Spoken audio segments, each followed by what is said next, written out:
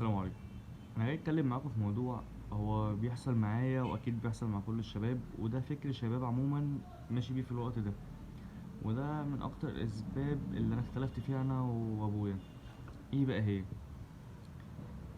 يجي يقول لك بعد ما تتخرج من الكليه او انت مثلا شغال او في الوقت الحالي اللي احنا فيه ده، مثلا حتى لو انت بتدرس، يقول لك يا ابني شوف لك شركه او شوف لك حاجه بتدخل لك دخل ثابت، تنفع تنجح بيها وتمشي حالك بيها وتقضي بيها شغلك اليومي، واللي هو يعرف يجيب لك مصروفك، يعرف يجيب لك اكلك وشربك تمام، ويقضيك ميه وكهرباء وبس كده ومواصلاتك، اللي هو دخلك الشهر اللي انت بتاخده. لو انت مثلا لو شغال في كافيه، مثلا شغال في مكتب، شغال في اي حته في الدنيا، بتاخد يوميه او بتاخد ليك بالشهر مثلا مرتبك مثلا 3000 4000، اللي هو الحد اللي ماشي في الوقت اللي احنا فيه ده.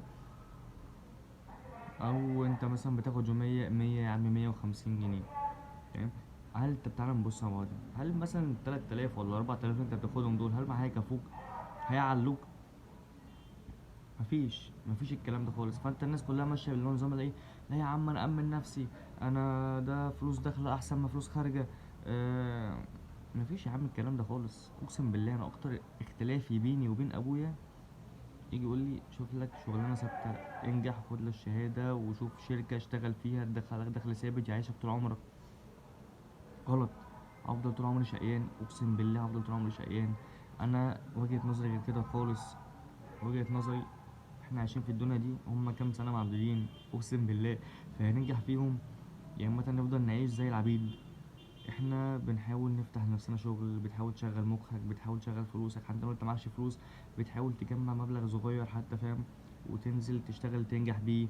اه عارفين الظروف الدنيا دي صعبة قوي قوي قوي، بالذات للشباب اللي خلاص اللي في سني، اللي هم مثلا 26 27 سنة اللي هم بيتجوزوا. فده في حد ذاته صعب، اللي انا هل انجح لنفسي ولا هل انا اكون نفسي في شغلانة يا عالم تنجح ولا ما تنجحش. صدقني يا ابن الناس، اقسم بالله الشغلانة احسن لك وافضلك من اي حاجة خالص. انت بتحاول تنجح، بتحاول انك تقف على رجلك. تعال انت مثلا كده، تعال انت كده مثلا شغال عند الناس، اتفقنا؟ او شغال في شركه مثلا، جيت انت يعني لا قدر الله تعبت، او شغال باليوميه، لا قدر الله تعبت يا عم الحاج، هل قعدت مثلا ريحت لك كام يوم في البيت، هل الكام يوم دول انت مش نزلتهم الشغل؟ ما نزلتهمش، صح؟ هل دول هتتحاسب عليهم؟ اقسم بالله من على حسابك، اقسم بالله من على حسابك. ولا هتاخد فلوس ولا هتنفع باي حاجه. هيبقى قعدتك على البيت دي بخراب. لا قدر الله يا عم ربنا اصابك باي حاجه، هل هيبقى داخل لك دخل؟ ما ولا في اي حاجه خالص. اقسم بالله ولا في اي حاجه خالص. كله هيبقى على حسابك انت. تعال انت بقى فاتح شغل صغير، حتى يا عم لو فاتح اقول لك على حاجه، فاتح بنيقه صغيره كده، كشك صغير، بس بيدخلك دخل لحسابك انت، بتنجح بيه وبتعرف تعلى بيه.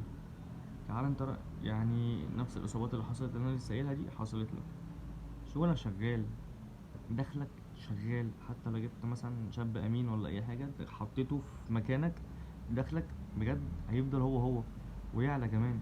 انت مكانك ما بيقفلش، مكانك دخلك ثابت.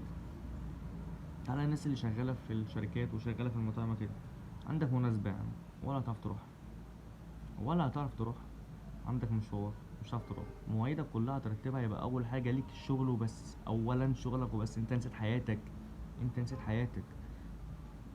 يعني انت فاتح لنفسك شغل، شغلك مهم طبعا، ده اكيد هو اللي يعليك وهو اللي بيعيشك، بس انت فتحت لنفسك شغل طبعا. فتعالى انت بقى، خلاص انت بقيت راجل صاحب شغل، عايز تروح شغلك هتروح، عايز تروح مكان ما هتروح، تتفسح، تروح مناسبات، تعرف تخرج، تعرف تعمل اي حاجه انت عايزها، هتعرف تعمل، هتعرف تاخد حريتك، هتعرف تجيب الحاجه اللي انت نفسك فيها، هتعرف تغامر، هتعرف تعيش، هتعرف تعمل كل حاجه، اقسم بالله كل حاجه. بجد بجد شغل الشركات والشغل عند الناس ده من افشل حاجة تتخيلها. ممكن تشتغل عند الناس لحد ليميت معين، لحد ما انت تكون نفسك. بعد ما انت تكون نفسك تعمل لنفسك بقى حاجة، تخلي نفسك كارير. انت بتفهم في ايه؟ انا بفهم في ايه، انا اروح افتحه. فاهم؟ والله العظيم انا بجد بقيت بعاني من الحوار ده، اقسم بالله بعاني. انا واحد من الناس فتحت كذا مصلحة وما وقعتش، يعني في اللي وقعت وفي اللي ما وقعتش، وبحاول اغامر، ولما بقع برجع اشتغل تاني عند الناس الصراحه عشان ما اكدبش، برجع اشتغل تاني عند الناس لحد ما برجع افوق نفسي تاني. بس ايه بقى، برجع افتح لنفسي شغل تاني. والله صحتك اوزالك من اي حد، والله. وشغلك لنفسك انت هو اللي هيعليك في الوقت اللي احنا فيه ده، اقسم بالله.